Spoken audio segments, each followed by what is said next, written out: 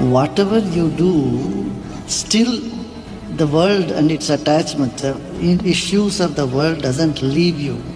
You may do many things, but till your blessings are, your grace is there, your compassion, Daya means your compassion, and your blessings are there, I will keep these things, the worldly thing gets into my head and I keep reeling in it. I took different vows, walking in barefoot, taking dip in the river. These are all atishila, means too many rules, too many things I practiced. Morning getting up and doing this and that. So all these things I did, and then I got tired. Thinking of enlightenment, I punished my body a lot. I tortured my body, punished my body. But Ratipati Pitanina, Rati's Pati is Manmatha, Manmatha's father is Vishnu.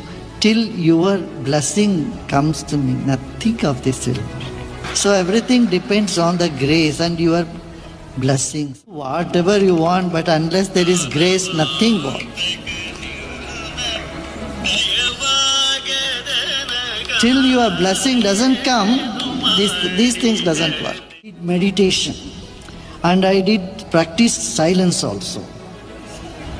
And I decided I am going to get a lot of merit, dharma, artha, kama, moksha, all purushartha, big purushartha I will achieve. Nothing works. Until I came into the sangha, people who are bhaktas, who are devotees, none of this work. So main emphasis in devotion.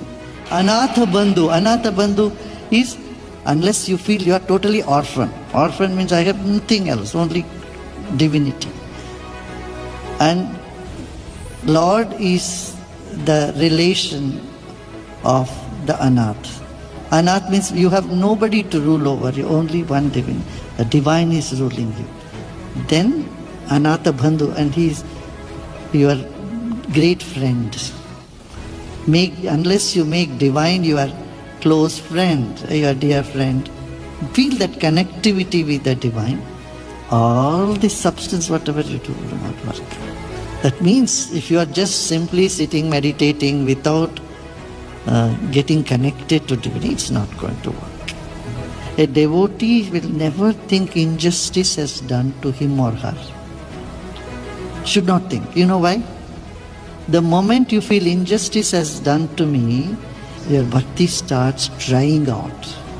So a devotee always feels that Sarvam Vasudevamiti. There is everywhere, there is Vasudeva, everywhere divinity, because divine is omnipotent, omniscient and omnipresent. When God is everywhere, you think He will allow injustice to happen to you? No. That is, in your heart you don't harbor injustice. In the worldly activities, you may feel somebody has cheated you. You take whatever action you need to take. Be watchful, be careful, but thorns are there, you don't have to step on them. And if a thorn has hit you, you simply have to remove it. Don't harbor or sit and brood that, oh, injustice has been done to me. Then the negativity seeps inside of you. You know, when the Samudra Manthan, the gods and the demons, they came together to churn the Meru mountain. From the churning, what first they got was poison. When poison came, nobody wanted to take it. That's when Shiva came and Shiva took the poison. Immediately Parvati came and held her in the neck. So the poison did not go into the heart, it stayed in the neck. And the neck became blue. And so Shiva was called Nilakanta, the blue throat one. There is so much psychology in this. When you see good or bad, when you see injustice, when negativity comes, you can't just brush it under the carpet. That will be self-deception. So criticism is okay, you criticize, but it should not come with venom inside, with the feelings. But this skill we don't know. The negativity goes into the heart and we do everything from that rage and anger, and when it comes from the heart, then our love dries up. So it doesn't bother you, it doesn't take you off wonderful state you are in. Negativity should just be only from their level, if at all.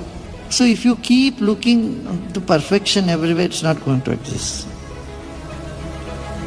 And when we see imperfection, that's when we get angry at others. Actually, we are getting angry at ourselves.